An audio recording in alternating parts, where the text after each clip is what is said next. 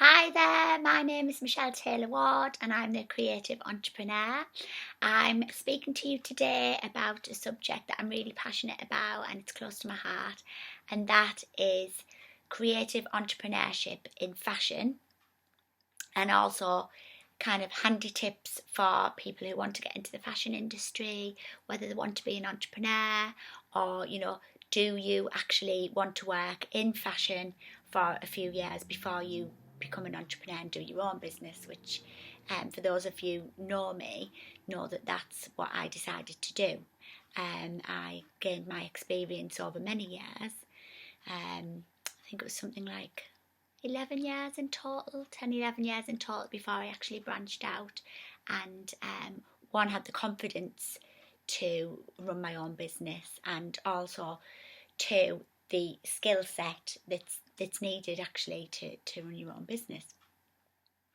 So I've got some handy tips here. I've actually got 5 that I think are really strong pointers that you, as somebody that wants to get into fashion, can take with you on your way and bear in mind. Now, listen to these and by all means take notice, or, as I always say to everybody, take what resonates with you and what you think is important, and then move forward with that. If you listen to it and you don't think that that's something for you, then that's fair enough.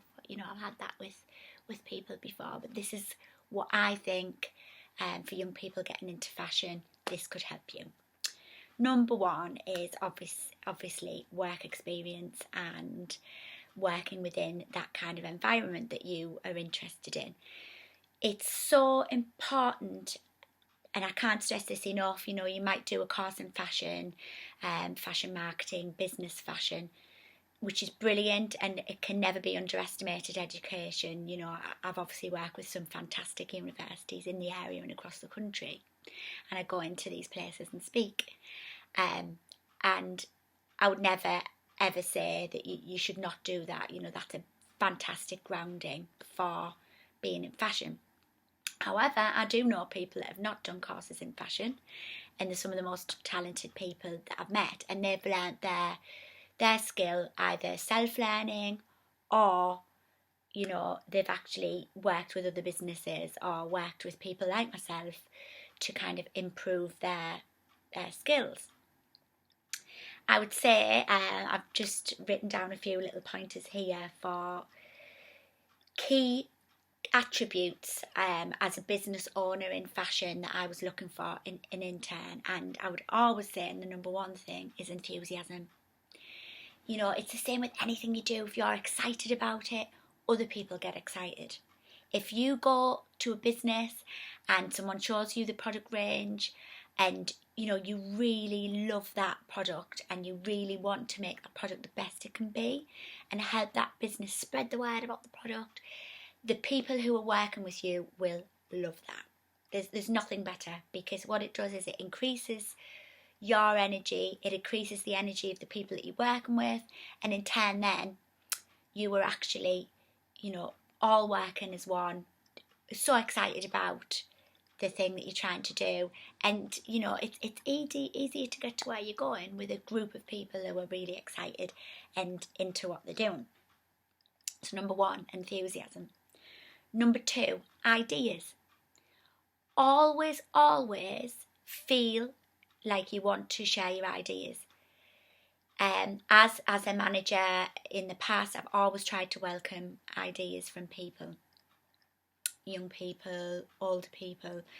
The ideas might not be right for that business there and then, but the fact that you can create a culture where ideas are freely shared is very, very important.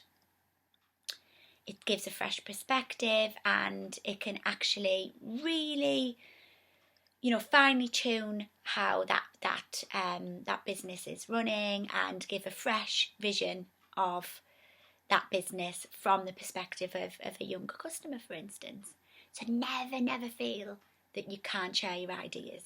Everybody, more so than ever, it's getting easier and easier to express opinions and ideas, and just don't doubt yourself that what you've got inside is worth hearing, which I did for a long time. I never thought my voice was worth listening to. And, you know, I think that's the problem with a lot of creatives, that we suffer, you know, and actually, why wouldn't your idea be the next great idea, you know, that bigger company might roll with? And, you know, just to be heard and listened to, and even a tiny part of that idea might be implemented, and it feels so good.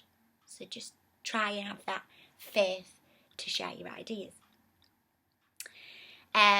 Another fantastic attribute for interns and people on work placement going into a business is see a task through. Not necessarily just for an intern. You know, this is, I think, a lot of creative people and designers sometimes struggle with this as well, myself included. You know, you'll start something, brilliant, lots of enthusiasm, and the key is to follow the task through methodically and get the task finished. You know, honestly, I've just been so grateful in the past for people that I've worked with who have methodically carried through a task, brought their own ideas to the table, and, you know, if they had a problem, you can come and ask, you know, whoever you're working with, excuse me, I'm not really quite sure about this, or have you thought about doing it this way? You know, the manager might have their own way of doing it, and that's fine, but, you know, at least you can kind of share your experience and say, I think it could be faster this way, or whatever. But to try and see the task through is another really underestimated and undervalued attribute for an intern. Another good thing, I think, when you're going, especially into a small business, a small fashion business, is to try and preempt what the manager or the creative director needs. Sometimes in a small business, you're working at such a fast pace, there's so much to do, there's orders to go out, you're working with the factory, you know, maybe you, as a little bit step back, not as involved, could see that actually maybe they need help with this. Have you thought about maybe they need help with the website, or would you like me to do something on social media? I think kind of trying to think ahead about what might be needed.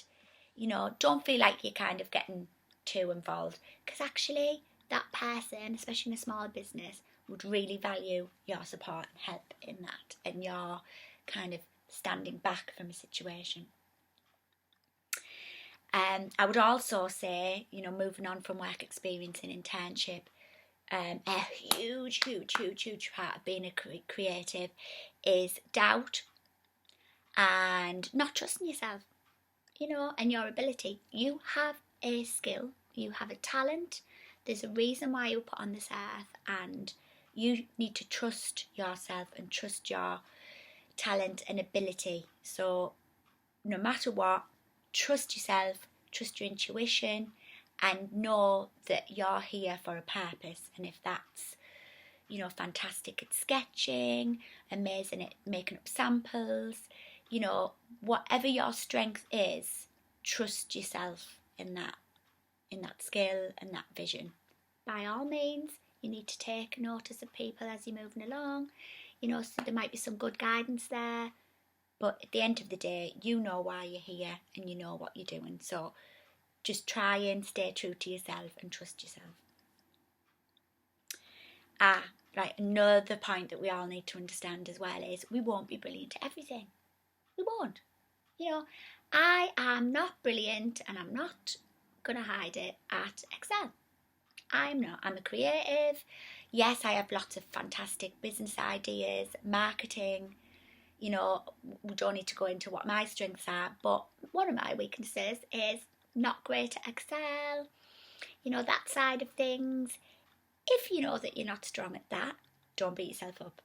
Do not beat yourself up, because when you're in a bigger business, if that's what you want to do, go into fashion, your skill set will be in design and fashion. And yes, you will need a level of organisation, which you can learn and adopt. And there's lots of apps and things which I'll put underneath this video that can help with that. But don't beat yourself up at the things that you're not necessarily good at.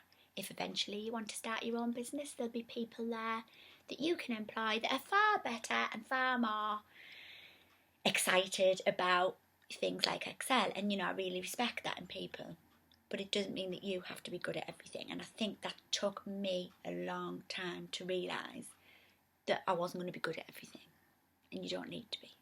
Okay. One last thing that I would say, because we're getting on to 10 minutes and I don't want to take too much of your time. Another great thing for designers and young design people trying to get into the industry is network with other people who you appreciate and value and respect within design. It doesn't have to be in the same arena as yourself. I've worked with some absolutely fantastically highly talented individuals, accessory designers, jewellery designers, and my kind of working with them brought out the best in me, and it also helped them as well, because we all had creative ideas. And one of my most exciting times was collaborating with some accessories designers when we headlined Newcastle Fashion Week, for instance, as Tallulah Lovely with headline, and we collaborated with a number of fantastic designers who, and it was such a great experience, and I'll never really forget that.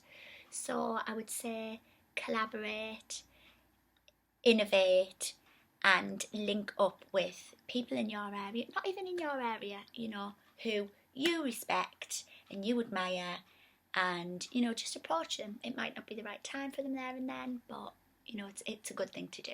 So these are just 5 pointers that I would like to share with you today. So thank you so much from the Creative Entrepreneur, and I'm looking forward to hearing any more questions or comments below. Thank you.